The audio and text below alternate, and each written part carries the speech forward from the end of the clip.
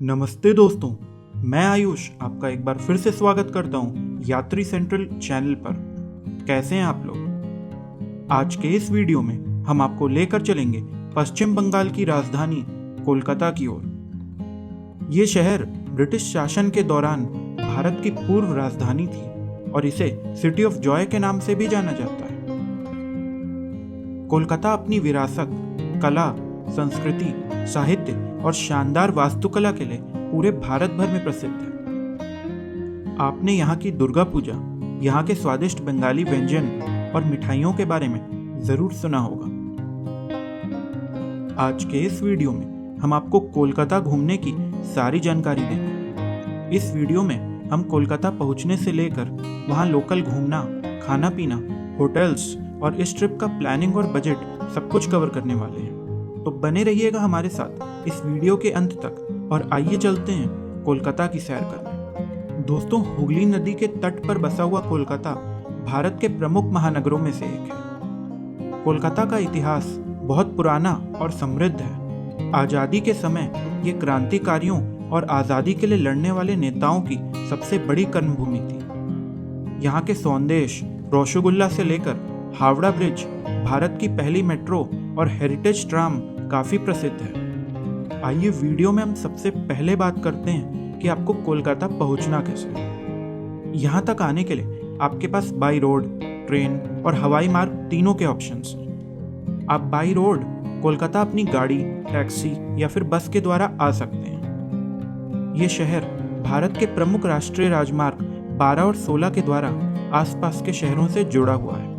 आप यहाँ तक के लिए ऑर्डिनरी और एसी वॉल्वो बसें भी ले सकते हैं। आपको आसपास के शहरों जैसे खड़गपुर, दुर्गापुर और अन्य राज्यों जैसे उड़ीसा, बंगाल, झारखंड, बिहार आदि से रेगुलर बसें कोलकाता तक के लिए मिल जाएंगी। बात करें अगर आप ट्रेन से आते हैं तो आपको कोलकाता के लिए भारत के हर कोने से अच्छी कनेक्टिविटी मिल जाती है। यहाँ के जो मुख्य रेलवे स्टेशन हैं वो है हावड़ा, सियालदा और शालीमार स्टेशन। अगर आप हवाई मार्ग के द्वारा आते हैं तो आप कोलकाता के नेताजी सुभाष चंद्र बोस इंटरनेशनल एयरपोर्ट पर अपने शहर से सीधी फ्लाइट लेकर आ सकते हैं। कोलकाता के लिए आपको हमारे भारत और विदेश के विभिन्न शहरों से डायरेक्ट फ्लाइट कनेक्टिविटी मिल जाती है। चलिए दोस्तों, एक बार आप कोलकाता पहुंच गए तो आइए हम आगे बात करते हैं यहाँ के लोकल ट्रांसपोर्टेशन की। यहाँ पे आपको ऑटो, ई रिक्शा यानी कि टोटो और ओला उबर जैसी टैक्सी की सुविधा आराम से मिल जाती है। इसके अलावा आप कोलकाता में यहाँ की लोकल ट्रेन, एसी और नॉन एसी लोकल बसों का भी इस्तेमाल कर सकते हैं। कोलकाता में चलने वाली ट्रैम भी काफ़ी मशहूर है। हालांकि अब ये शहर के कुछ ही हिस्सों में चलती है, पर इसका इतिहास काफ़ी पुराना है, तो आप एक्सपीरियंस लेने के लिए इसमें भी यात्रा कर सकते हैं। यहाँ पर मेट्रो की भी काफ़ी अच्छी कनेक्टिविटी मिल जाती है। आइए वीडियो में हम आगे बढ़ते हैं और बात करते हैं हम सबके फेवरेट सेक्शन की, यानी कि कोलकाता में घूमने की। दोस्तों, कोलकाता में घूमने का जो सबसे अच्छा समय होता है वो है सर्दियों का। आप यहाँ पर अक्टूबर से मार्च के बीच 2 से 3 दिन का प्लान करके कभी भी आ सकते हैं। यहाँ पर आप एक दिन मंदिरों में दर्शन, घाट और बोटिंग करने के लिए, एक दिन यहाँ के म्यूजियम्स, आर्किटेक्चर और अट्रैक्शंस घूमने के लिए और एक दिन कोलकाता के मार्केट और यहाँ के लजीज जायकों का आनंद लेने के लिए ज़रूर रखिएगा। दोस्तों, कोलकाता की जो पहचान है वो यहाँ के हावड़ा ब्रिज से होती है। अगर आप ट्रेन से कोलकाता के हावड़ा स्टेशन पहुंचते हैं तो आप स्टेशन के बाहर निकलते ही हावड़ा ब्रिज को देख सकते हैं। ये यहाँ का मुख्य लैंडमार्क है। हुगली नदी के ऊपर बना हुआ ये एक कैंटिलीवर यानी कि सस्पेंशन ब्रिज है। इस ब्रिज के नीचे कहीं पर एक भी खंबे नहीं है। इसे गेटवे टू कोलकाता भी कहा जाता है और ये हावड़ा को कोलकाता से जोड़ता है। आइए चलते हैं हम कोलकाता की सबसे famous place Victoria memorial.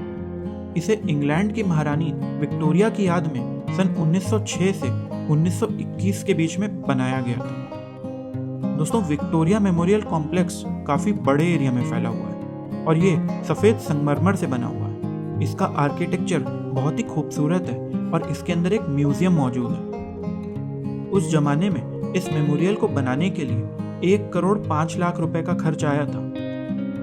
Museum में आपको बहुत सी पेंटिंग्स, हथियार, गोला बारूद, स्टैचू और 25 से ज़्यादा गैलरीज देखने को मिलती हैं। तो यहाँ पर आप 2 से 3 घंटा आराम से घूम सकते हैं। म्यूजियम के बाहर आपको गार्डन देखने को मिलता है जहाँ पर फाउंटेन और लेक्स हैं। शाम के समय में लाइट्स के साथ विक्टोरिया मेमोरियल और भी खूबसूरत लगता है। आइए बढ़ते हैं हम अगली प्लेस की ओर, जिसका नाम है प्रिंसेप घाट। दोस्तों, कोलकाता के लोगों के बीच प्रिंसेप घाट काफ़ी फेमस है। यहाँ पर आप या तो अर्ली मॉर्निंग या फिर शाम को आ सकते हैं। हुगली नदी के किनारे बना हुआ ये घाट बहुत ही खूबसूरत है और यहाँ पर आपको बोटिंग करने का भी ऑप्शन मिल जाता है। यहीं पर जेम्स प्रिंसेप का मेमोरियल बना हुआ है। शाम के समय में प्रिंसेप घाट और उसके पीछे का विद्यासागर सेतु ब्रिज बहुत ही सुंदर दिखाई देता है। आप चाहें तो यहाँ पर कोलकाता के स्ट्रीट फूड का भी आनंद ले सकते हैं। आइए बढ़ चलते हैं अगली प्लेस की ओर, जिसका नाम है इको पार्क।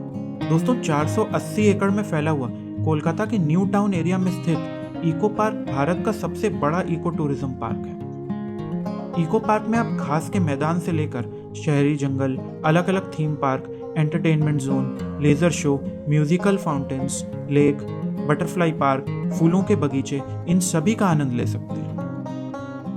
अगर आपके साथ बच्चे हैं तो उन्हें यहाँ की एक्टिविटीज काफी पसंद आएंगी। आप यहाँ पर kayaking, speed boat, paddle boat, cycling और गोल्फ कार्ट की सवारी भी कर सकते हैं।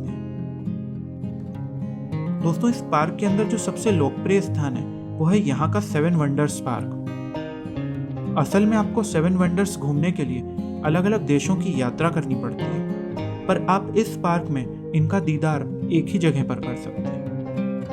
यहाँ पर सभी अजूबों की बहुत ही सुंदर प्रतिमाएं बनी हुई हैं। तो ये भी घूमते हुए आप आगे बढ़ चलिए विश्व बंगला गेट की ओर। दोस्तों, विश्व बंगला गेट का हाल ही में कुछ साल पहले उद्घाटन हुआ है। कोलकाता के न्यू टाउन एरिया में स्थित विश्व बंगला गेट आर्किटेक्चर का बहुत ही शानदार नमूना है। दरअसल ये एक हैंगिंग रेस्टोरेंट है जहाँ पे आप रोड से 55 मीटर ऊपर हवा में लजीज बंगाली जायकों का आनंद ले सकते हैं। इस रेस्टोरेंट में आपको कोलकाता का 360 डिग्री का बहुत ही सुंदर व्यू दिखाई देता है। तो आप अपनी कोलकाता ट्रिप के दौरान यहाँ पर जाकर लंच या फिर डिनर का लुत्फ उठाना बिल्कुल मत भूलिएगा। यहीं पर एक व्यूइंग गैलरी भी है जिसमें आप प्रत्येक व्यक्ति 100 रुपए का टिकट देकर एंट्री पा सकते हैं। दोस्तों, शाम के समय अगर आपके पास समय बच जाता है तो आप कोलकाता की मार्केट्स में घूम के शॉपिंग कर सकते हैं। यहाँ का बड़ा बाजार, गरिया घाट, न्यू मार्केट, एस्प्लैनेड आदि में आप घूमते हुए यहाँ के स्ट्रीट फूड का आनंद लेते हुए खरीदारी कर सकते हैं। आइए बढ़ते हैं कोलकाता में अगले दिन की ओर। दोस्तों, सबसे पहले आप दक्षिणेश्वर काली टेम्पल जा सकते हैं। हुगली नदी के किनारे स्थित ये एक ऐतिहासिक हिंदू मंदिर है जो भवतारिणी यानी काली माता को समर्पित है। ऐसा माना जाता है कि माँ के दर्शन मात्र से ही यहाँ पर आपकी सभी मनोकामनाएं पूरी हो जाती हैं। दक्षिणेश्वर काली मंदिर 25 एकड़ में फैला हुआ है और इसे सन 1847 में बनवाया गया था। आप चाहें तो मंदिर के पास घाट पर कुछ देर बैठ भी सकते हैं। दोस्तों, दक्षिणेश्वर टेम्पल के पास से ही बेलूर मठ जाने के लिए स्टीमर का टिकट मिलता है जो कि 12 रुपए का होता है। बेलूर मठ को रामकृष्ण मठ के नाम से भी जाना जाता है। यह मठ 40 एकड़ में फैला हुआ है और इसकी स्थापना सन 1887 में स्वामी विवेकानंद ने की थी। गंगा के तट पर बने हुए बेलूर मठ परिसर में श्री रामकृष्ण देव, माँ शारदा देवी और विवेकानंद के मंदिर हैं। रामकृष्ण मिशन सोसाइटी का मुख्यालय भी यहीं पर है। दोस्तों, बेलूर मठ कंपाउंड बहुत ही सुंदर गार्डन से घिरा हुआ है। यहाँ पर आपको दोपहर में सभी के लिए मुफ्त भोजन की सुविधा में मिलती है, तो आप यहाँ पर खाना खाना बिल्कुल मत भूलिए। कुछ समय यहाँ पर बिताकर आप बढ़ जाइए अगली प्लेस की ओर, जिसका नाम है कोलकाता का साइंस सिटी।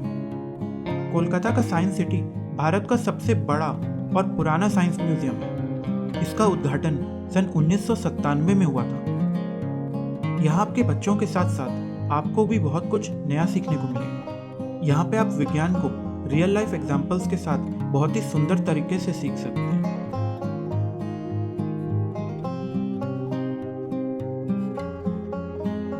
इस पार्क को ministry of culture, government of India maintain करती है और यहाँ पे आप बहुत सी एक्टिविटीज कर सकते हैं।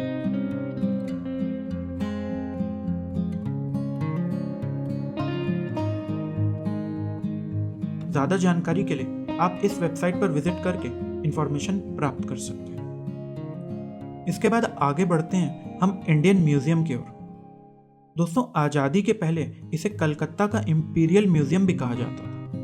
करीब 210 साल पुराना ये म्यूजियम दुनिया का 9वां सबसे पुराना संग्रहालय है और भारत और एशिया का सबसे बड़ा और पुराना संग्रहालय है। यहाँ पर बहुत सी प्राचीन वस्तुएं, कवच, आभूषण, कंकाल, फॉसिल्स, मम्मी और पुराने पेंटिंग्स देख सकते हैं। तो अगर आपको म्यूजियम से या फिर हिस्ट्री में इंटरेस्ट है तो आप यहाँ पर जाना बिल्कुल मत भूलिएगा। आइए हम बढ़ते हैं आपके डे की आखिरी प्लेस की ओर, जिसका नाम है कालीघाट टेम्पल। दोस्तों, ये मंदिर 51 शक्तिपीठों में से एक है और पौराणिक कथाओं के अनुसार ऐसा माना जाता है कि कोलकाता के इसी कालीघाट मंदिर में माता सती के दाहिने पैर का अंगूठा गिरा था। तब से ही इसे शक्तिपीठ कहा जाने लगा। इस मंदिर में हमेशा ही श्रद्धालुओं की काफी भीड़ रहती है, पर अगर आप यहाँ पर दुर्गा पूजा और नवरात्रि के दौरान आते हैं तो उस समय इस मंदिर की रौनक देखते ही बनती है। यहाँ पर यह उत्सव बहुत धूमधाम से मनाया जाता है। तो इस तरह आपका कोलकाता में सेकेंड डे का एंड होता है। आप अपनी दिन की एंड कोलकाता के पार्क स्ट्रीट एरिया में घूम कर सकते हैं। ये अपनी नाइट लाइफ, रेस्टोरेंट्स और कैफे के साथ साथ विक्टोरियन आर्किटेक्चर के लिए काफ़ी फेमस है। पार्टी पसंद करने वाले लोगों के लिए भी ये फेवरेट डेस्टिनेशन है। दोस्तों, अगर आप क्रिसमस या फिर न्यू ईयर के समय पर आते हैं तो आपको यहाँ पर बहुत ही खूबसूरत डेकोरेशन देखने को मिलता है। हमने अभी तक जितनी भी प्लेसेस बताई हैं इन्हें आप 2 दिन में आराम से घूम सकते हैं। इसके बाद भी अगर आपके पास कोलकाता में और समय है तो यहाँ पे और भी कई प्लेसेस हैं जिन्हें आप घूमना बिल्कुल मत भूलिएगा। एयरप्लेन्स के शौकीन लोगों के लिए कोलकाता में एयरक्राफ्ट म्यूजियम है। ये भारत का दूसरा एयरक्राफ्ट म्यूजियम है।